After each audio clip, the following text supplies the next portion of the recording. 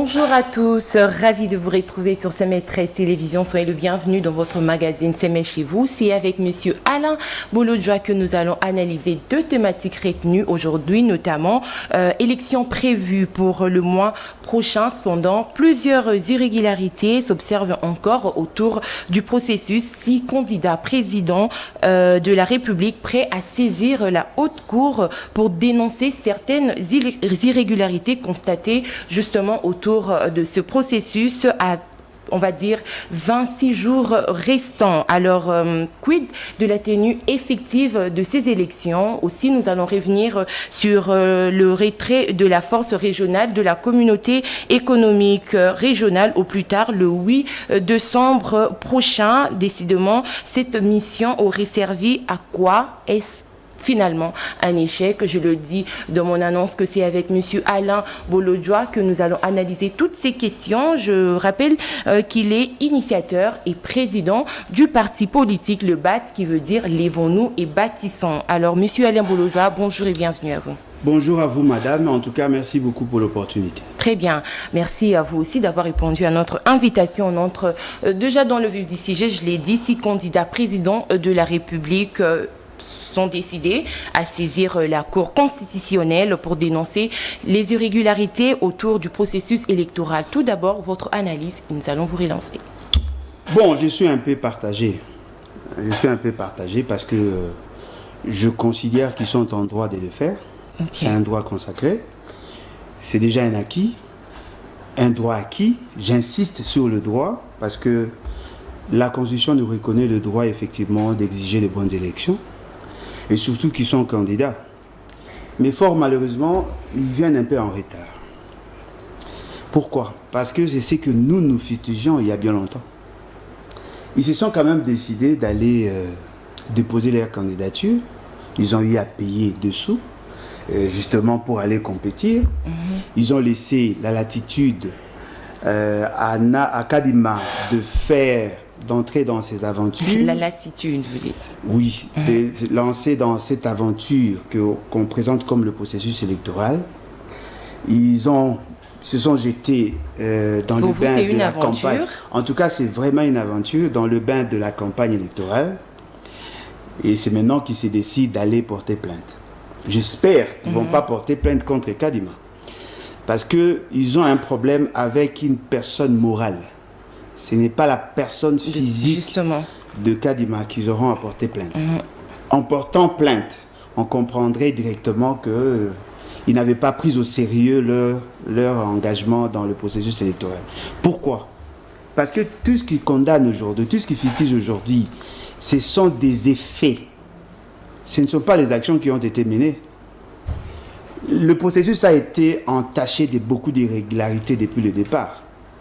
En commençant d'abord par le changement de l'ordre constitutionnel, en faisant partir 2 juges, je dirais même 4 juges de la Cour constitutionnelle, c'était déjà en violation et ça fait partie du processus électoral. Parce que la Cour constitutionnelle, en tant que juge électoral, fait partie du système électoral. Deuxièmement, dans la proposition de loi, telle que la loi portant organisation et fonctionnement de la CENI, ils n'ont pas su faire entendre leur voix. Et cette loi a été violée de manière systématique. Là, vous parlez de candidats présidents. Effectivement. Okay.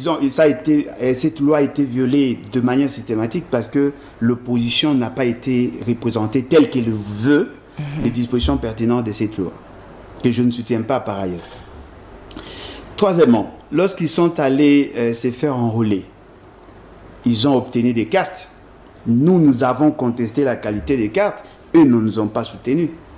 Il vous souviendra lorsque nous disions que la procédure en termes de l'octroi des cartes et même la qualité de la carte restait à désirer. Ils ne nous ont pas soutenus. Ils ont dit non, la politique de la chaise vide ne paye pas. Nous sommes arrivés jusqu'à avoir la loi portant sur la répartition des sièges. Nous avons dit que ça ne pouvait même pas se justifier, d'autant plus qu'ils n'ont pas dégagé un quotient électoral tel que le veut non seulement la loi, mais surtout le principe mathématique. Ils n'ont pas cru à ce que nous disions. Ils sont allés quand même déposer leur candidature. Et aujourd'hui, ils veulent porter plainte sur ce que nous avons fustigé pendant près de 2 ans. Ce que moi je comprends, c'est que la classe politique congolaise de manière générale n'a pas la capacité ou sinon les aptitudes nécessaires pour fédérer les énergies de la population. C'est tout de même surprenant de voir aujourd'hui des gens qui ont déjà déposé leur candidature commencer à faire... Apparemment, ils ne sont pas sérieux dans ce qu'ils font. Alors vous pensez qu'ils auraient dû faire quoi à ce stade de Non, mais ils doivent supporter, ils doivent... Non, mais nul ne peut se prévaloir de ses propres turpitudes. Je ne pense pas que ceux qui nous suivent n'ont jamais entendu Alain Bolodjoa dire que le processus électoral ou la procédure enclenchée dans la mise en place de bureaux, de membres du bureau et même le processus électoral de manière générale était entaché d'irrégularités. Ils ne nous ont jamais soutenus. Et donc je comprends que c'est de mauvais aloi aujourd'hui qui se lancent dans ces genres d'incantations parce que je ne sais même pas si ça va aboutir à quoi. Très bien. Alors, je rappelle que parmi les irrégularités, le 6 candidats reprochent à la CENI de n'avoir plus programmé une nouvelle cadre de concertation. Ils protestent contre le fichier électoral qu'ils jugent non fiable. Aussi, on va parler du non-affichage des listes électorales, la délivrance des duplicata de cartes d'électeurs ainsi que la privation du droit de vote à une partie d'électeurs. Est-ce que, Monsieur Alain Bolodjoa, vous pensez, comme vous l'avez dit, que c'est un peu tard, le fait pour ces candidats de porter plainte à la CENI auprès de la Cour constitutionnelle? À la place, ils auraient dû continuer dans cette aventure, comme vous l'avez traité, le processus électoral. Mais est-ce que vous pensez que c'est ce que les Congolais veulent à ces stades, parce qu'ils veulent qu'il y ait un changement? Alors continuer dans ce processus qui, selon vous, n'est pas encore transparent et que le 6 leader ou les autres leaders ne devraient pas du tout porter plainte, continuer ainsi, ça aurait changé quoi? Quel serait l'impact dans ces cas-là? Bon, moi je pense qu'il se pose de bonnes questions, il se pose de mauvaises questions au vrai problème. Voyez-vous, prenez l'exemple, vous contestez ce qui s'est fait au niveau de la CENI. Mais vous semblez oublier que la Cour constitutionnelle est devenue illégitime il y a déjà plusieurs mois, je dirais même plusieurs années à cela. Voyez-vous, l'article 158 de la Constitution vous dit qu'il y a un mécanisme pour le remplacement de membres de la CENI. Cette disposition de l'article 158 a été violée délibérément par M. Félix Sekete. On a fait partie des juges de la Cour constitutionnelle en violation des dispositions constitutionnelles et même en violation de des dispositions pertinentes de l'article 6 de la loi portant organisation et fonctionnement de la Cour constitutionnelle. C'est-à-dire qu'ils ne veulent pas comprendre ce que nous nous disons. Même la Cour constitutionnelle est illégitime. Donc c'est auprès de la mauvaise personne qui... Non mais voilà. C'est-à-dire qu'ils n'ont pas compris. Ou soit ils font le jeu de ceux qui ont boutiqué tout ce que nous avons comme action déstabilisatrice. Est-ce que vous doutez de leur bon vouloir faire les choses? Non, mais ils peuvent avoir de ceux qui veulent porter plainte. Justement. Non, mais effectivement, mais parce que ils ont soufflé le chaud et le froid. Moi, je considère que le pays a déraillé. Je considère que la Cour constitutionnelle ne remplit plus les critériums pour garantir la stabilité sociétale. Parce que cette Cour constitutionnelle est constituée de militants des partis politiques en violation des dispositions pertinentes de l'article 158 de la Constitution. Quel est le rôle de la Cour constitutionnelle? C'est de veiller à ce que les droits et libertés individuelles soient garantis. Mais si cette Cour constitutionnelle est constituée des militants des partis politiques... Des militants? Des militants des partis politiques et en violation des dispositions pertinentes de la Constitution, ne pensez pas que vous allez avoir gain de cause. Alors, quelle est la solution et la meilleure? Ça reste l'article 64. Okay. Parce que c'est ça, en fait, l'essentiel de notre combat. Madame, il y a des grands principes dans la vie. Si vous n'arrivez pas à les respecter, ça crée un dysfonctionnement systémique. La CENI est censée organiser les élections sur base de 2 lois. La loi quantitative et la loi qualitative. La CENI est caractérisée par une certaine indépendance vis-à-vis de l'exécutif, du législatif en ce qui concerne les opérations électorales. La CENI est indépendante vis-à-vis des candidats. Pouvez-vous me rassurer aujourd'hui que cette CENI est indépendante? Alors, comment voulez-vous une institution qui n'est pas indépendante puisse mener des actions en faveur de tout le monde? Si on a voulu que la CENI soit indépendante, c'était justement pour garantir à chaque candidat et même aux électeurs le droit d'influencer le processus électoral. Fort malheureusement, ce n'est pas ce qui s'est fait. Aujourd'hui, nous constatons qu'effectivement, M. Kadima, en tant que militant d'un parti politique, il est au service de M. Félix Tshisekedi. Et dans ces cas-là, même si vous faites de propositions, il bouge ses oreilles, il ne fait que ce que bon lui semble, justement pour assouvir les appétits gloutants de M. Félix Tshisekedi.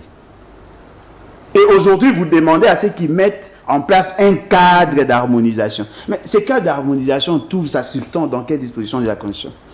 Dans quelle disposition de la loi? Parce qu'ils sont régentés par la loi. Si déjà, ces messieurs n'arrivent pas à respecter la Constitution, qui est passée par référendum, n'arrivent pas à respecter la loi portant organisation et fonctionnement de la CENI, n'arrive pas à respecter la loi organisant le processus électoral, va-t-il accepter respecter votre volonté qui n'est même pas obligatoire dans la Constitution? Alors, vous voulez dire que leurs requêtes ne seront pas comme ça, ne trouveront jamais une satisfaction? Non, mais ils peuvent aller déposer, certainement que la Cour constitutionnelle, comme ils n'ont pas assez de dossiers, vont prendre le soin de lire. Mais par la suite, il n'y aura rien. D'accord. Ou soit peut-être, si c'est une stratégie pour eux, de permettre à M. Félix Tshisekedi de glisser. Ok, alors vous dites que la CENI n'est pas du tout indépendante. Alors, quelles élections pensez-vous qu'elle est en train de nous organiser comme ça? Non, mais c'est quoi la crédibilité que vous accordez à cela? Non, mais nullement. Madame, je ne suis pas candidat. Je n'ai même pas votre... Une analyse, on va non, dire mais une effectivement, lecture. Non, mais c'est ça la preuve.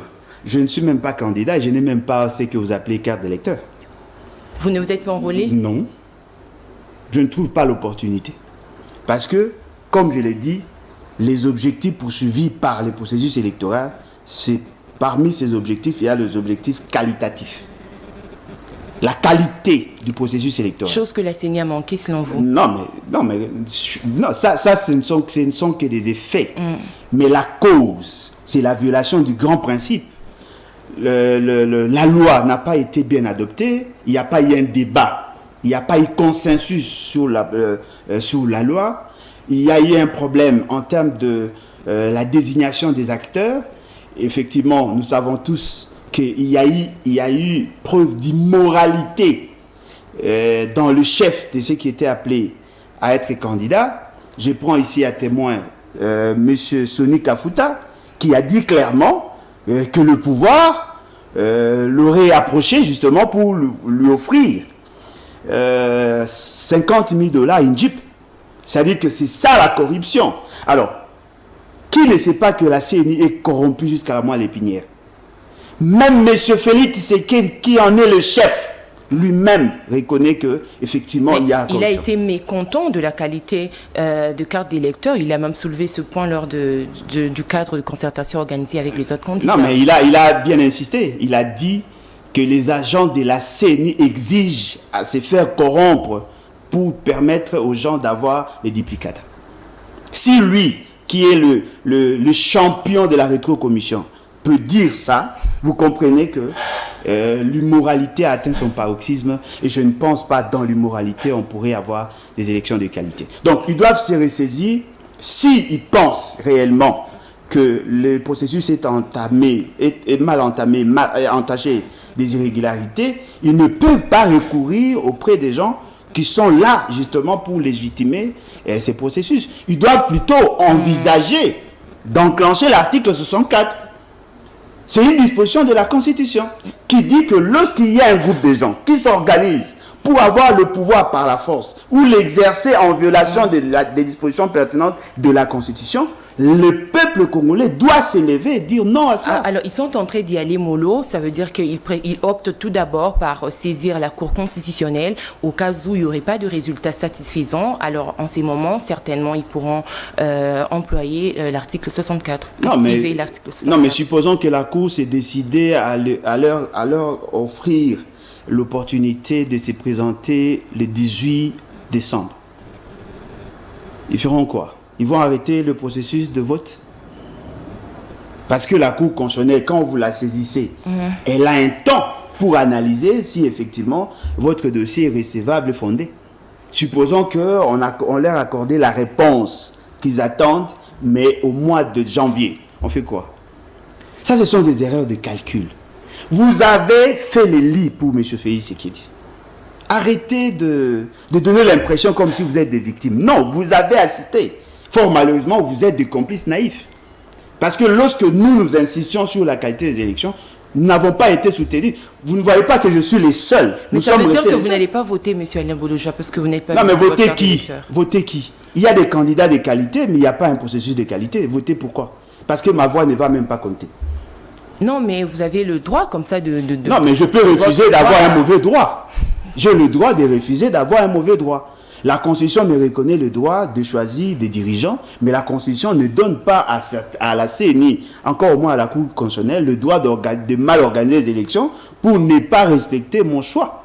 Mais vous êtes tout du moins d'accord qu'il y a de bons candidats présidents de la République? Non, mais ils sont nombreux, hein, sincèrement.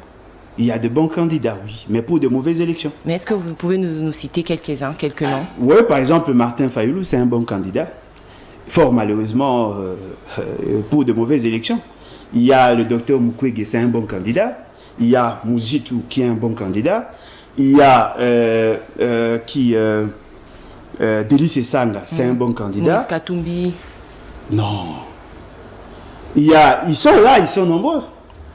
Mais pourquoi pas Moïse Katumbi? Parce non, qu'on a déjà vu certains candidats. On a bon. déjà vu, on va dire, 3 candidats qui se sont ralliés à Moïse Katumbi, certainement. Oui, mais c'est leur choix. Généralement, Moïse Katumbi attire des gens par son pouvoir financier. Mais est-ce que vous pensez que moi, je ne suis pas attiré par l'argent, je suis attiré par la qualité de l'homme. Il y a eu des critères qui ont été établis, notamment l'expérience de travail et toutes ces choses. Voilà pourquoi ils ont porté leur choix. Non, mais l'expérience de travail, quand vous parlez de l'expérience de travail, vous faites allusion au nombre de minutes ou des heures passées au service ou par rapport au rendement. Si c'est par rapport au rendement, il n'a pas d'expérience. Hein. Donc c'est un mauvais choix. Il ne peut pas avoir la compétence, c'est impossible. Et là, maintenant, à ce stade, selon certaines sources, on nous parlerait de probable ralliement aussi autour de Martin Fayoulou, mais ça nous fera 2 candidats communs au sein de l'opposition. Est-ce que cela ne va pas encore fragiliser l'opposition? Non, mais le problème, je veux essayer d'analyser ça, mais le problème, c'est qu'on veut nous présenter comme s'il n'y a que 2 tendances. Les autres, ceux qui ne vont pas s'aligner derrière M. Martin Fayoulou, ne sont-ils pas opposants pour autant? Pensez-vous que Mouzitou va s'aligner derrière Martin Fayoulou? Pensez-vous que Baende ou les autres, Constant Moutamba et les autres vont s'aligner derrière Martin Fayoulou? Je ne pense pas. C'est une question de mutualiser les efforts. Non, mais mutualiser les efforts, oui. Mais ce qui est vrai, on n'a pas 2 tendances dans l'opposition. L'opposition est plurielle. Bien que je ne soutiens personne parmi ces candidats, mais je sais que tous ont le droit de l'être. Ça dépend maintenant de pourquoi. Parce que je vois, il y a des candidatures pour rire, des gens qui ont candidaté justement pour s'afficher. Oui, pour s'afficher au niveau de l'opinion. Il y a d'autres qui n'ont pas de vision. Mais sur base de quoi vous dites qu'il s'agit des candidatures pour rire? Non, mais il suffit seulement de voir leur comportement. Comment pouvez-vous être candidat sans offre politique?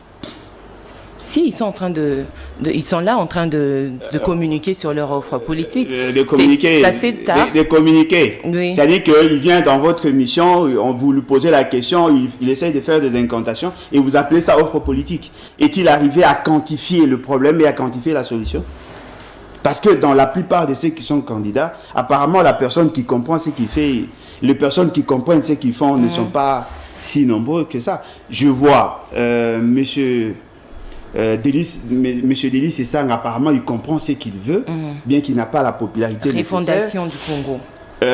Docteur Mukwege, apparemment, il comprend ce qu'il veut, parce que justement, j'ai vu avec ses 12 axes, mais dans la faisabilité, mais non, il doit nous démontrer comment y arriver. Je vois Martin Fayoulou, lui, il a déjà présenté son programme il y a bien longtemps. Apparemment, Mouzitou, il a une plus-value par rapport aux autres. Parce qu'il a été Premier ministre, lui, il parle de données d'État. Okay. Voyez-vous, il n'est pas évasif. Et tous les autres, en tout cas, il y a des candidatures pourries. Il y a des candidats. C'est tout, Moïse Katumbi également. Non, mais Moïse Katumbi n'a que l'argent comme atout, madame. Mais dans le monde des idées, Moïse Katumbi n'existe pas. Pendant longtemps, ça veut dire que madame, je vous dis, si vous pouvez assumer de fonctions sans nécessairement avoir une bonne prestation. Voyez-vous? On risque de croire que M. Félix Séké a acquis une compétence du fait d'avoir passé 4 ans ou 5 ans à la fonction qu'il occupe aujourd'hui. Non. Il y a tout un processus pour être compétent, madame. Il faut d'abord connaître. Il faut avoir les aptitudes, il faut avoir la capacité, il faut avoir l'habileté. M. Félix Séké n'a que la volonté. En dehors de la volonté, il n'a rien. Il a un offre également et un bilan à défendre. Non, mais ce sont les experts qui ont essayé de présenter quelque chose. Mais lorsque vous entrez en profondeur, M. Félix Séké ne remplit pas les critères pour être candidat président, madame. Mais lui-même, il a parlé de son bilan lors du lancement de la campagne. C'est à lui de présenter son bilan. Peut-il nous dire comment est-il arrivé à réchauffer ou à réanimer le M23? Peut-il nous dire aujourd'hui quelle est la situation sécuritaire? Peut-il nous dire aujourd'hui quelle est la situation financière du pays? Peut-il nous dire aujourd'hui quelle est la situation socio-économique? Il y a des gens qui sont impayés, alors que lui, il a trouvé le pays dans une position assez acceptable. C'est-à-dire qu'au regard de ces maladresses de gouvernance, aujourd'hui, le pays a connu une sorte de recul.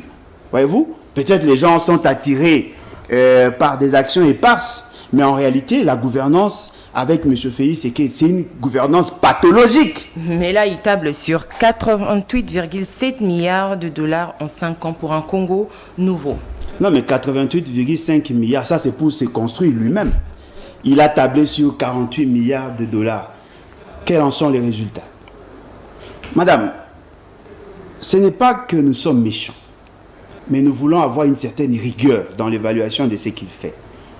Comment un président qui arrive en fonction avec un budget pluriannuel de 48 milliards, 347 actions, 15 piliers, 2 ans après, il réajuste son fameux programme avec 13 piliers, 347 actions et 36 milliards de budget pluriannuel. Comment expliquer? Quels en sont les résultats? Avant même que nous atteignions la fin de la mandature, il a tout abandonné. Il présente maintenant un programme de 145 territoires. Sur les 145 territoires, apparemment, il oublie qu'il a la maîtrise qui est de 132 et 142, parce que les 3 autres ont été cédés à ses amis et à ses alliés, amis et connaissances. Voyez-vous? Quels en sont les résultats? Ne parlez pas en termes de réalisation. Parce que dans la gouvernance, il faut aller au-delà de la réalisation. Comment la passation de marché a-t-elle été faite? Quelles sont les entreprises qui ont eu à gagner ces marchés? Et quels en sont les résultats en termes d'infrastructure? Combien d'écoles a-t-il construit? Quel en est le coût global? Et comparons le coût de travaux tels qu'exécutés par M. Félix Séké et le coût du marché, vous allez vous rendre compte que le fonds mis à la disposition de ces fameux programmes a plus été dilapidé que les résultats que vous voyez. Donc, vous comprenez que M. Félix Séké est en train de diriger sans gouvernail. Pourquoi? Parce qu'il est caractérisé par une incompétence notoire. Tout ça résulte de l'absence de certaines caractéristiques de la compétence. Il n'a pas la connaissance nécessaire, il n'a pas l'habilité, il n'a pas la capacité, il n'a pas l'aptitude pour que l'on parle de la compétence. Mais il y a quand même des acquis qu'il faudrait consolider. Il a lui-même dit parce qu'il faudrait faire le choix entre repartir à zéro et consolider les acquis. Mais là, quand vous dites qu'il n'a rien fait du tout, vous êtes... Non, je n'ai pas dit qu'il n'a rien fait du tout. Il a mal fait des choses. Il a mal fait les choses et que les pays a régressé plutôt que de monter. Non, effectivement, madame. Vous savez, ce que lui appelle acquis, c'est-à-dire que quand il voit, par exemple, au niveau de l'université pédagogique, parce que moi je suis produit de l'université pédagogique nationale, quand il voit les bâtiments, il construit un bâtiment ou deux, il considère pour sa part qu'il a fait quelque chose de bon. Non, ce que vous avez fait, c'est acceptable, mais ce n'est pas bon. L'essentiel pour l'État, c'est de savoir comment vous avez mobilisé le moyen, comment avez-vous affecté, et quels en sont les résultats. Parce que dans la gouvernance, il n'y a pas que l'efficacité que l'on cherche, il y a aussi l'efficience. Pourquoi les choses ont été faites de cette manière? Est-ce que ces choses-là ont-elles été planifiées? Est-ce que ça apparaît dans le budget de l'État? Et ensuite, est-ce que le vrai problème de l'université, c'est seulement en termes d'infrastructure ou c'est aussi en termes de la qualité des personnes qui y travaillent? Il y a des gens qui sont sous-payés. L'UPEN est sale. Mais lui, il est applaudi par ceux qui ne connaissent pas l'UPEN. Voyez-vous, j'ai présenté des vidéos quand je rentrais de mon territoire à Ingende, j'ai présenté des vidéos. Il s'est dit, ok, je veux construire une école. Il a construit effectivement une école dans le territoire d'Ingende. Là, je le vois. Oui. Mais comment la construction de cette école arrivera-t-elle à impacter de manière substantielle la communauté? Là, il n'a pas pensé. Il n'a pas pensé à la qualité de l'enseignant. C'est un processus, monsieur. Non, mais voilà pourquoi j'ai dit, le fait seulement qu'il n'a pas la capacité de coordonner et d'ordonner les choses. Il pose des actions et passe. Ces actions-là n'auront pas une incidence voulue au niveau de la société. Parce que je prends un exemple. Un parent qui sort chaque matin et qui rentre que le soir. Il fait tout pour que les enfants ne manquent pas de pain. Il a fait quand même quelque chose. Est-ce qu'en termes de la qualité de l'éducation, va-t-il réussir? Voyez-vous? Parce que nous sommes là d'analyser de questions qui sont transversales. La gouvernance ne se limite pas seulement en termes d'infrastructure. Mobutu a construit l'échangeur délimité. Mobutu a construit CCIZ, Sozacom. Cela n'a pas impacté de manière substantielle. Mais Mobutu a construit Inga. Ça continue à générer de ressources jusqu'à aujourd'hui. Vous arrivez à mobiliser 1,660 milliard. Et là déjà, sur les 1,660 milliard de dollars à mobiliser, eux-mêmes, ils sont accordés la part du lion, 210 millions de rétrocommissions pour ceux qui travaillent. Vous comprenez? Alors, au lieu de poser des actes structurants, des actions qui vont des actes structurants, de mettre en place de projets structurants pour arriver à affranchir la population de sa pauvreté, vous commencez à poser des actions. Il y a des enfants qui vont à l'école presque nus. Il y a un bâtiment, mais il y a un problème de qualité. Alors que dans le processus enseignement-apprentissage, ce que l'on recherche d'abord, c'est la qualité de l'homme. Et lui investit dans les infrastructures parce qu'on lui a dit, une école qui est gérée par un D6. L'essentiel des enseignants sont des D6. Il n'a encore rien fait. Parce qu'il n'a pas de programme, il n'a pas de boussole. Et donc, moi, personnellement, je considère M. Félix Ségué comme un produit impropre. C'est à ceux qui veulent le consommer de prendre les risques. Personnellement, moi, je ne pense pas que le Congo mérite un président comme M. Félix Ségué. Mais parce qu'il faudrait continuer ses projets, toute son offre politique, tout ce qu'il a déjà commencé, dire que c'est un produit impropre, c'est une question de procédure. Ça veut dire, on va prendre l'exemple de la gratuité de l'enseignement. Le problème, c'était d'abord l'accès. On a des enfants qui partent étudier gratuitement et la seconde étape serait la qualité de l'enseignement. Ainsi, suivra, les infrastructures vont suivre déjà. Comme vous l'avez vous-même dit, il y a déjà des écoles qui sont construites. Madame, je suis formé pour être enseignant. Voyez-vous, j'ai fait l'économie, mais j'ai fait dans une université pédagogique nationale. J'ai des notions de la psychopédagogie. Si dans son raisonnement, si dans sa manière de voir les choses, l'essentiel qu'il y ait accès à l'école, il se trompe. Parce que la finalité du processus électoral et le processus enseignement-apprentissage, tel que je l'ai dit, c'est de hausser la qualité de l'homme. C'est l'homme que l'on est en train de former. Un homme mal formé représente plus de danger qu'un ignorant. Il y avait possibilité de réconcilier la qualité et la quantité. Voilà pourquoi vous trouvez, ce n'est pas lui qui en est l'initiateur. C'est dans la Constitution. Et ceux qui l'ont précédé ont eu à mettre en place des mécanismes pour y arriver. C'était dans une démarche procédurale. Lui, il vient, il commence de manière brusque et de manière sauvage. Et je comprends pourquoi. Parce que M. Félix Ségué, déjà, dès le départ, n'est pas admis à l'école. Vous comprenez? Étant donné qu'il n'est pas admis à l'école, il ne comprend pas les réalités de l'école. Pourquoi ne pas organiser l'enseignement en termes de qualité des hommes, en termes de qualité du système, et progressivement aller dans la gratuité? Aujourd'hui, dans des salles de classe, moi, mes enfants étaient dans une école publique qui paye. Publique de l'État, nous payons. Au début, on payait, avant cette fameuse gratuité, on payait $360 l'an. Après, ils ont réduit à 120. Aujourd'hui, on est à 340. Une école publique de l'État. Pourquoi? Parce que justement, les charges liées au fonctionnement et au développement de l'école ne viennent pas de l'État. Et nous venons suppléer. Ce n'est pas le Minerval que nous payons. C'est les frais de scolarisation. Mais ces frais de scolarisation apparaissent comme une sorte d'accompagnement de l'école. Je suis sûr et convaincu, l'essentiel de ces écoles-là font la même chose. Parce que ce n'est pas contre les reçus. On ne donne pas de reçus. Nous payons, madame. Okay.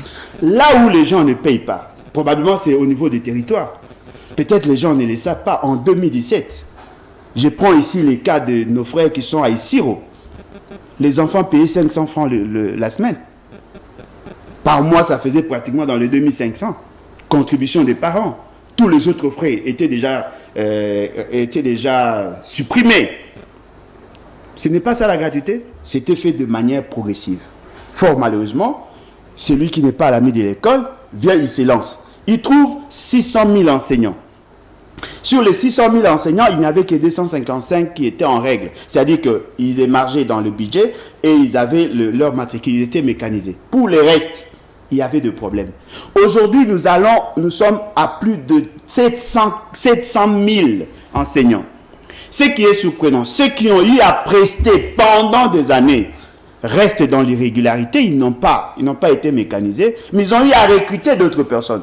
Et ce qui est très très grave, au lieu de recruter les enseignants debout, ils ont préféré recruter les enseignants assis. C'est-à-dire que l'administration de l'enseignement a un personnel pléthore, alors que les enseignants eux-mêmes n'ont pas vu leur évolution en termes de qualité de prestation de travail. On vous dit qu'on donnerait l'argent pour le développement des écoles et ainsi de suite. Mais en même temps, il vous amène un programme de 145 territoires pour construire des écoles. Peut-il nous donner, avec statistiques à l'appui, le nombre d'écoles déjà construites depuis qu'il est là?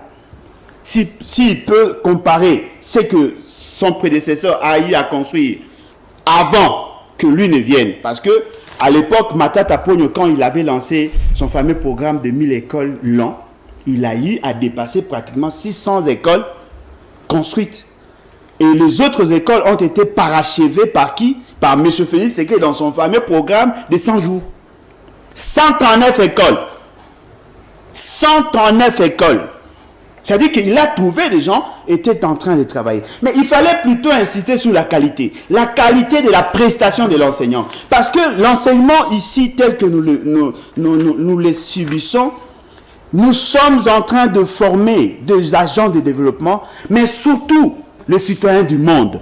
Est-ce que la qualité de l'enseignement aujourd'hui, surtout dans les écoles à gratuité, peut-elle être désirée par l'extérieur? Non. Voilà pourquoi vous trouvez l'essentiel de politiciens et surtout ceux qui sont décideurs ne veulent pas que leurs enfants étudient dans ces écoles-là. On nous amène de la pourriture et ils s'acclament justement pour justifier les fonds.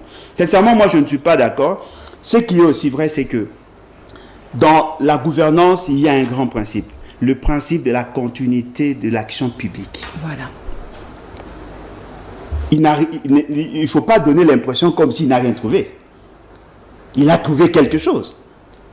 Qu'il parte. Ceux qui viendront après vont faire mieux que lui. Parce que si lui, il a trouvé 1,450 milliard de réserves, celui qui l'a précédé n'en avait pas. Il a quand même laissé. Si M. Félix Séké va nous laisser une dette de près de 100 milliards, de 10 millions de dollars, parce que tout ce que vous voyez comme réalisation, justement parce que vous n'arrivez pas à comparer l'argent qu'il a géré et les réalisations. Nous sommes plus endettés avec Félix Séké que tout le reste des présidents. Vous comprenez? Mobutu qui a construit le barrage d'Inga, n'avait emprunté que 2 milliards et de poussière. La SNEL continue à fonctionner. Félix Tshisekedi a eu des emprunts de l'ordre de près de 10 millions de dollars. Quelle est la réalisation? On va vous montrer Mama Yemo. Mama Yemo, c'est même pas 20 millions de dollars. S'il avait géré la période évolue, les infrastructures coûtent cher maintenant, donc il faut tenir compte de tout les infrastructures coûtent. Non, mais il a construit un bâtiment. Les matériaux coûtent cher. Non, mais madame, il a construit un bâtiment à 20 millions de dollars. 20 millions de dollars. Mais je tiens à vous rappeler, dans le fameux programme des 100 jours, il y avait un budget sectoriel de 46 millions de dollars. S'il avait géré rationnellement les 46 millions, on allait avoir 2 Mama Yemo. Cela n'a pas été fait. Peut-être les gens ne le savent pas. Si les gens de Mwanda ne le supportent pas, M. Félix Tshisekedi avait du disponible de plus de 192 millions de dollars avec Perenco pour construire une centrale électrique à base de gaz. Où en sommes-nous?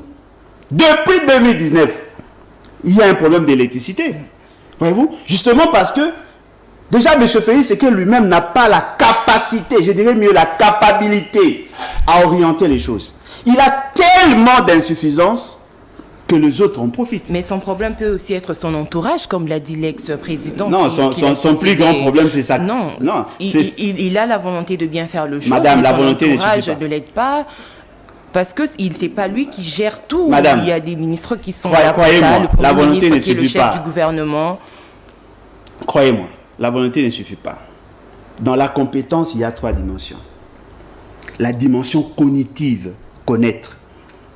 La dimension affective vient en deuxième position. Et la dimension conative. Si vous parlez de la volonté, il a eu de l'affection pour le pays. C'est comme un parent irresponsable qui aime ses enfants, mais qui n'arrive pas à trouver les pains, qui n'arrive pas à donner un logement. Il a la volonté. Il a la volonté. Il ne peut pas. Ici, nous ne parlons pas de la volonté. La capacité. Ne parlez pas de la volonté parce que tout le monde a la volonté de bien faire. Mais tout le monde n'a pas la capacité de bien faire. Si vous pensez que la volonté suffit pour construire des immeubles, vous vous trompez. Parce que les gens font de l'architecture pour comprendre comment construire. Vous avez la volonté, mais vous n'avez pas la capacité. M. Félix Tshisekedi, pour moi, je tiens à le rappeler, n'est pas un bon produit à présenter au public. Surtout que le pays traverse une situation d'incertitude. Et il n'est pas le seul à avoir cette volonté. Ok, merci beaucoup. Alors, je rappelle que vous êtes en direct de CML 13 Télévision. Messieurs, dames, vous êtes là en train de suivre votre magazine CML chez vous. Je rappelle encore que nous avons reçu pour vos postfères Monsieur Alain Bolodjoa. Il est initiateur et président du parti politique Le BAT, qui veut dire Lèvons-nous et Bâtissons. Monsieur Alain Bolodjoa, je reviens encore vers vous. Au regard du tableau que vous venez de peindre là sur la gestion du président de la République qui est candidat à sa propre succession, vous pensez qu'il y a nécessité ou opportunité au niveau de l'opposition d'avoir un candidat commun? Nécessaire, oui, mais ce n'est pas un impératif. C'est nécessaire, surtout sur le plan stratégique. Je veux essayer d'analyser sur base des faits de 2018. Prenons l'exemple, l'hypothèse que M. Félix Tshisekedi serait réellement élu. L'opposition, une frange de l'opposition est allée à Genève pour se choisir un candidat commun. Sur 6 ou 7 qui étaient là, je crois 5 ont choisi Fayulu. 2 ont choisi Félix Tshisekedi. C'est-à-dire qu'il s'est choisi lui-même plus Kamere. Comment est-il arrivé à avoir 7 50 000 voix alors qu'il n'était pas le produit de la majorité de ceux qui se sont présentés là? S'il serait élu, bien que nous savons tous que c'est une invention des Kabila. Voyez-vous? Martin Fayulu, qui était aussi choisi par l'opposition, d'après Nanga, il en est sorti 2e. C'est-à-dire qu'en réalité, c'est l'opposition qui avait gagné aux élections. Toute proportion gardée, si ce n'est pas Martin Fayulu, c'est Félix Tshisekedi, c'est-à-dire que l'opposition avait gagné. Mais il y avait combien de candidats? Tous n'étaient pas unanimes, ils ont gagné. Le plus grand problème de ceux qui sont au pouvoir, ils sont obligés de défendre un bilan. Pas en 5 minutes, pas en 30 minutes. Défendre un bilan qui correspond aux réalités de l'électorat. C'est-à-dire que si vous venez dans mon territoire d'Ingende, vous dites aux gens, voilà, votez pour moi parce que j'ai construit une école, les gens peuvent se dire, ah, c'est vrai, il a construit une école. Mais si vous dites aux gens, non, voilà, j'ai construit Mama Yemo, les gens vont se dire, ah, il a construit Mama Yemo, mais ça ne concerne nullement, parce que chez nous, il n'y a rien. Le plus grand problème qui assaille la population congolaise n'est pas seulement en termes d'infrastructures scolaires. Les gens vont voir, est-ce qu'il y a-t-il une amélioration de leurs conditions de vie ou pas? Non. Palpable. Rien, madame. Il y a hausse de prix sur le marché. Il y a insécurité. Et ainsi de suite. C'est-à-dire que si aujourd'hui, c'est à 27, si aujourd'hui la population veut sanctionner M. Félix Ségué, la population ne votera même pas pour vos candidats là. La population votera contre Félix Ségué. Alors, qui va en bénéficier? Ça dépendra maintenant de la stratégie. Voyez-vous? Ce qui est surprenant, dans la masse, on voit plus ceux qui ont la capacité de se déployer et la capacité de communication. Très souvent, la population ne prend pas le soin d'analyser la qualité du programme. Voyez-vous? Et ça profite aux naïfs. Si aujourd'hui, il y a 3 tendances, même 4 tendances de l'opposition, Félix Ségué ne gagnera pas parce que l'opposition n'a pas un candidat commun. Il ne gagnera pas, madame. Pourquoi? Parce que la population qui a subi les réalités de ces politiques contradictoires n'acceptera nullement de voir un monsieur comme Félix Ségué être candidat. Je prends l'exemple. Dans la cartographie, il y a une zone qui a beaucoup d'électeurs, la partie Est.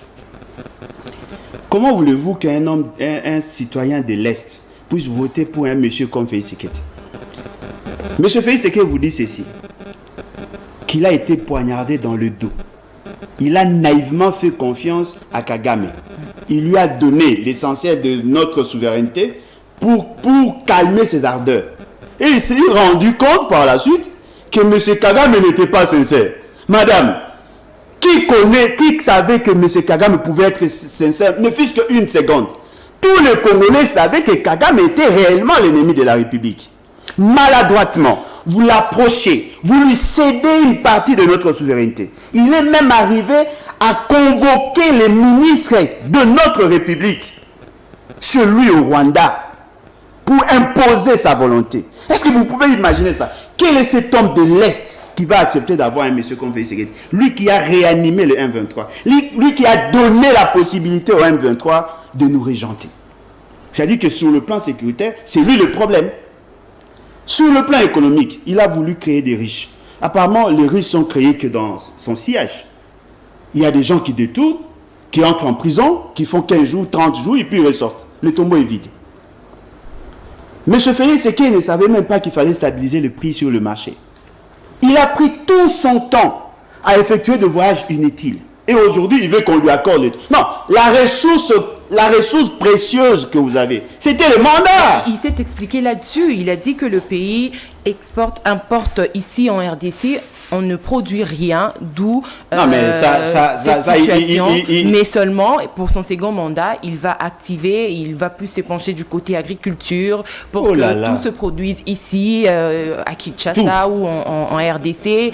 Il va activer des entreprises pour qu'il y ait de l'emploi. Donc, justement, tout cela fera en sorte que le Congo émerge. Madame, qu'est-ce qui a manqué? Parce qu'il avait 60 mois.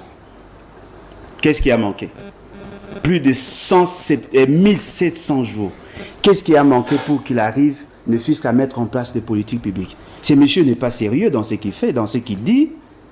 Madame, il a dit qu'il allait faire de l'agriculture une priorité de sa politique. 2019, dans ce fameux programme d'investiture. Où en sont les résultats? Il a dit que non, il va produire le manioc pour suppléer à la carence de farine de blé de 10%. Où en sommes-nous? Il en a reçu le financement. N'oubliez pas qu'il a reçu 40 millions de dollars de la part des banques. Je crois la BAD. Où en sommes-nous? Où en sommes-nous? Il a trouvé la clé ici en scellé. Où en sommes-nous? Où en sommes-nous? Il a décaissé 7 millions de dollars pour relancer Boukangalonzo. Où en sommes-nous? Il a financé l'importation de chinchas à hauteur de 6 millions de dollars. Où en sommes-nous? Dans son fameux programme de 100 jours, il avait produit 774 000 dollars pour produire le poisson. Où en sommes-nous? M. Félix Tshisekedi n'a pas la capacité de systématiser les politiques. Il n'a pas cette capacité. Quel que soit ses discours, il n'a pas la capacité de faire ça. Parce que, tenez, madame, nous avons fait des démonstrations.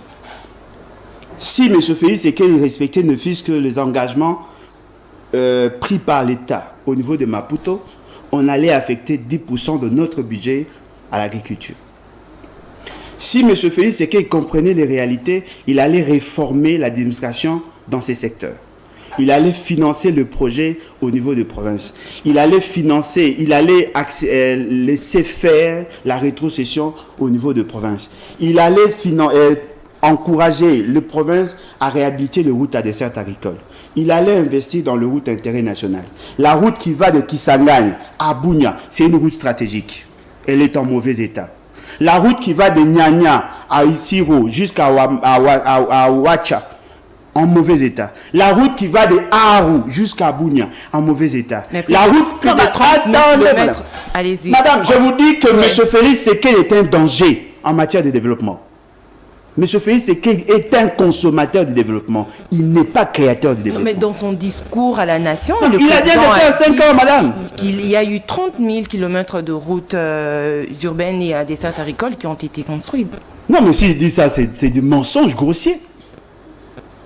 C'est du mensonge construite. De routes construites dans ces pays, des desserts agricoles. Oui, construites, réhabilitées. Non, mais madame, s'il vous plaît, nous avons 155 000 km de routes. Les routes et des desserts agricoles sont estimées à 97 000 km. Toutes les routes des desserts agricoles sont en terre. Aucun kilomètre n'a été construit. Peut-il nous citer une route des desserts agricoles qui a été construite? C'est faux! Il avait par contre prévu dans son fameux programme de 100 jours la réhabilitation de ces routes en enlevant les bourbiers. Il a prévu pour les deux provinces de l'Équateur et de Tchouapa 50 km juste pour enlever les bourbiers. 12 000 dollars par kilomètre.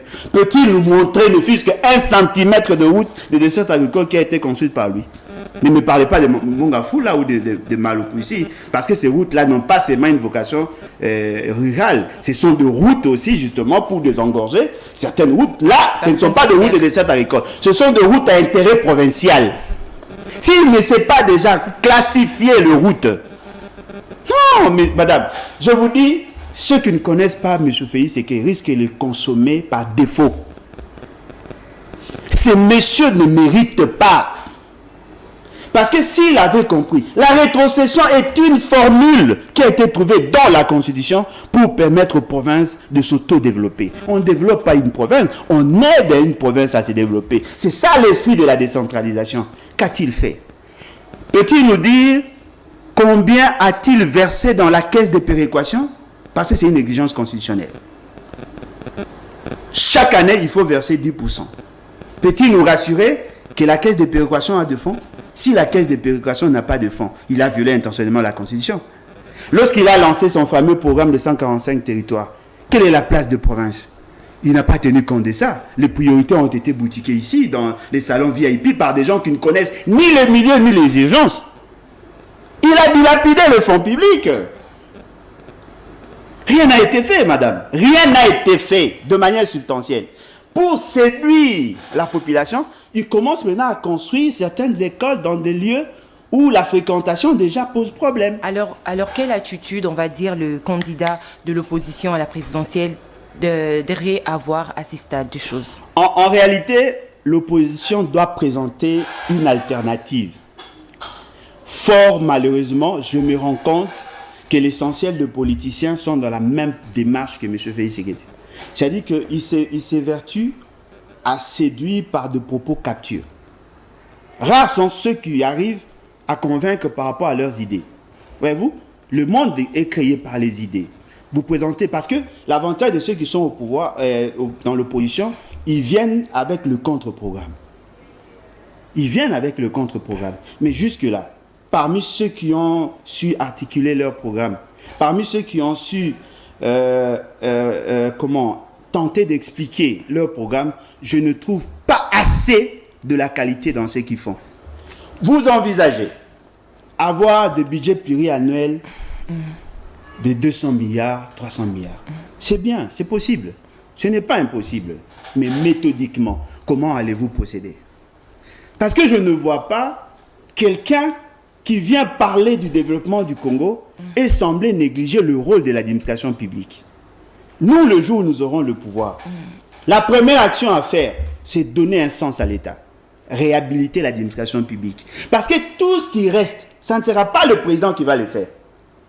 Le président de la République garantit le bon fonctionnement des institutions. Les restes, ce sont les entités décentralisées et déconcentrées qui doivent le faire. Et les entités régionalisées qui sont les provinces.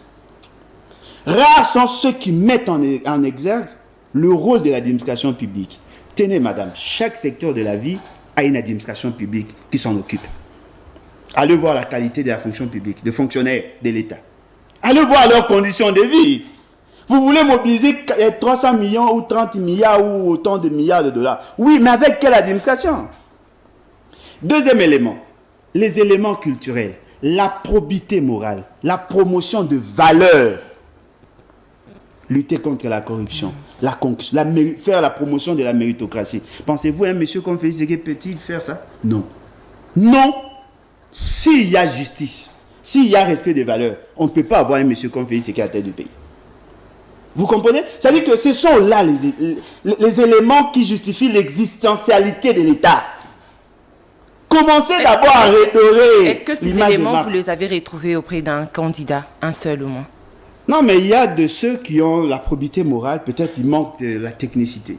Ou il y a d'autres qui ont la technicité qui manque, mais rares sont ceux qui peuvent rassembler le 2 ou le 3. Ils sont rares, mais ils existent. Parce qu'ils ne donnent pas l'impression comme si le Congo est une pourriture. Exact. Il y a des gens qui ont certainement de la qualité, mais qui n'ont pas la popularité nécessaire. C'est là le côté piège de la démocratie. Dans la démocratie, on vote pour les gens populaires, pas pour les gens de qualité. Et dans une situation de pauvreté, on vote pour celui qui donne à manger, pas pour celui qui crée la possibilité à créer, la possibilité à avoir à manger. Voyez-vous? Parce que nous vivons le temps présent. Les Congolais ont l'habitude d'avoir une vision court-termiste. J'ai faim, vous me donnez à manger, vous êtes bon. J'ai faim, vous m'apprenez à pêcher, vous n'êtes pas bon. C'est là la réalité. Alors, il faut un candidat qui va changer la façon de faire et de voir du Congolais. Voilà, c'est ainsi que le pays pourra émerger. On passe rapidement à notre seconde thématique parce que nous avons largement débordé de quelques minutes. On va dire que Kinshasa est en train d'exiger le retrait de forces de l'EAC au plus tard pour le 8 décembre prochain. Alors, votre lecture tout d'abord, votre avis, votre analyse. Ils ne sont pas sérieux. Ils doivent arrêter de duper la population. Comment pouvez-vous nous lancer dans des débats du genre être membre de l'EAC, ne pas être membre de l'EAC, alors que vous n'avez pas encore fait l'évaluation de ce que vous avez pu obtenir? Pourquoi sommes-nous devenus membres de l'EAC? La demande a été faite en 2007. Tous les gouvernements qui se sont succédés n'ont pas voulu adhérer. M. Félix Tshisekedi, déjà lors de son fameux discours d'assermentation, le jour de son assermentation, a promis de nous faire entrer dans l'EAC. Et la raison était d'ordre économique. C'est ce qu'il a dit devant Macron. Allez poser la question à M. Félix Tshisekedi. Quels en sont les résultats? Sur le plan économique, qu'avons-nous gagné? Lorsque nous disions que ce n'était pas opportun, M. Félix Tshisekedi n'a rien compris. J'ai même démontré que l'EAC a été conçu justement pour imposer la vision Imatuch. Je l'ai démontré. Et je ne suis pas le seul. Je ne suis pas le seul. Il y a beaucoup de voix qui sont levées pour dire à M. Félix Tshisekedi que c'était un mauvais choix. Et après, il nous amène EAC comme troupe. Peut-il nous dire, M. Félix Tshisekedi, qu'est-ce que nous avons gagné? Pourquoi a-t-il décrété l'état de siège? Pourquoi a-t-il accepté que nous devenions membres de EAC? Qu'avons-nous gagné? Parce que c'est après évaluation que l'on prend des décisions.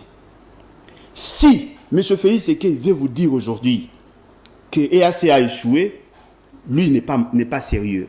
Il n'a pas dit la vérité. Soit c'est EAC qui ment, soit c'est lui. Apparemment, toutes les missions de EAC seraient atteintes. Apparemment, seraient atteintes. Parce que quand vous lisez le document, Le cessez-le-feu apparemment est observé. C'était l'essentiel de cessez-le-feu. La suite, il fallait maintenant envisager la réintégration sociale de ces bandits de M23. Très contenant. Voyez-vous? Lui, il a accepté en apposant sa signature. Qui nous dit que ces gens-là ne sont pas en train d'être intégrés dans notre armée? Parce qu'il y a recrutement. Qui nous dit? Quel est le niveau de la sécurisation de notre population? Lorsque nous disions que c'était un piège, et d'ailleurs, son porte-parole lui a posé la question, n'était-il pas un piège d'entrer dans EAC? Il dit non. Et aujourd'hui, ils veulent nous dire non, les EAC doivent sortir. Oui, EAC ne devait pas venir.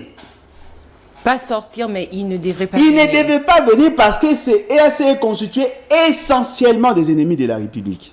Madame, Kenya est dans la vision Imatuchi. C'est Kenya qui s'occupe du financement de la vision Imatuchi. Avec KCB.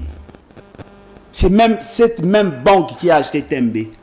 Qui a facilité la vente de la banque Tembe. Le même réseau, M. Félix Tshisekedi a facilité le rachat de la banque BCDC.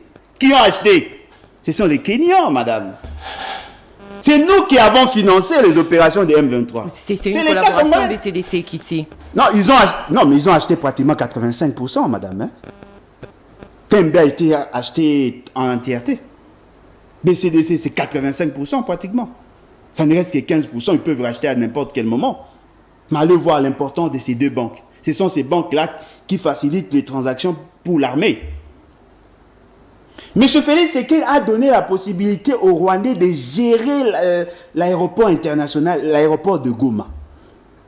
C'est-à-dire qu'ils ont toutes les informations sur les opérations militaires.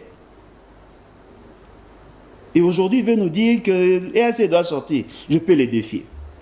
Si EAC sortait le 8 décembre, votez pour M. Félix Tshisekedi. Okay. Le contraire, si EAC ne sortait pas le 8, ne votez plus jamais un monsieur comme Félix Tshisekedi. Parce qu'apparemment lui-même ne sait même pas ce qu'il dit. Il dit qu'il a été poignardé dans le dos. Monsieur, vous avez eu tout le temps, depuis que vous avez fait la déclaration d'entrée dans EAC. 2019, nous sommes devenus membres le 11 juillet 2022. Il a eu 2-3 ans pratiquement pour analyser en fond en comble la question. Et ce qui est surprenant, il est surpris de voir que EAC ne viendrait pas pour attaquer. Lorsque M. Félix Tshisekedi disait aux journalistes français que EAC viendrait les troupes kenyanes enterrées par Bunagana pour neutraliser, je suis venu dans votre dans votre chaîne pour vous démontrer que dans l'accord signé par M. Félix Tshisekedi, il ne s'agissait pas d'attaquer le M23. Qui a cru à ce que je disais? Et deuxièmement, pendant que M. Félix Tshisekedi faisait appel à EAC, il était président de la SADC. Pourquoi n'a-t-il pas envisagé faire appel à la SADC? Aujourd'hui, il nous parle de la SADC. C'est-à-dire que c'est quelqu'un qui réfléchit, qui a des retards en termes d'anticipation. Alors qu'un président de la République doit avoir une vision plus large. Vous ne pouvez pas dire un élève qui répond 2 heures après l'heure de l'examen qu'il est intelligent. On aurait préféré la SADC à l'EAC. Non mais nous avons mis fin à l'aventure M23 grâce à la SADC. Nous avons défait le M23 AFDEL grâce à la SADC. Nous avons défait le M23 grâce à la SADC. On n'a jamais travaillé avec EAC. Comment pouvez-vous inviter votre ennemi et ses ennemis, votre ennemi et ses amis venir chez vous pour résoudre votre problème créé par l'ennemi? Et là, c'est le Ouazalendo qui se prend en charge. Non, mais le Ouazalendo, ça c'est un fait privé, madame. Si on veut jeter des fleurs au Ouazalendo, cela veut dire que l'État, le gouvernement est absent. Parce que le Ouazalendo, c'est un moyen de substitution. Si vous pensez que le Ouazalendo fait un bon travail, cela veut dire que vous jetez de l'opprobre sur les institutions qui ne font pas bien leur travail. Qui est le chef de l'État d'après vous? Il semblerait que c'est M. Félix Tshisekedi. Si ce sont le Ouazalendo qui doivent... Il ne semblerait pas. Non, mais je ne suis pas convaincu qu'il soit le chef de l'État. Si le Ouazalendo font le travail de l'État, donc Félix Tshisekedi ne mérite pas être là. Nous comptons plus sur nos phares d'essai. Les autres là ne viennent qu'en appui sur pied de l'article 63 de la Constitution.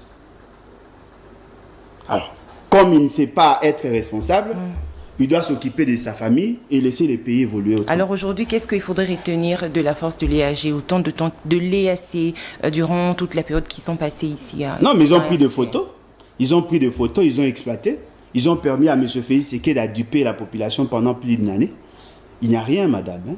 Alors l'émission d'aujourd'hui est terminée. Votre mot de la fin? Je crois qu'il faut désirer l'excellence. Je ne vois pas l'excellence dans Félix Tshisekedi. Tous ceux qui prendront les risques de soutenir ces messieurs, sachez-les très bien, vous allez porter les stigmates de la responsabilité.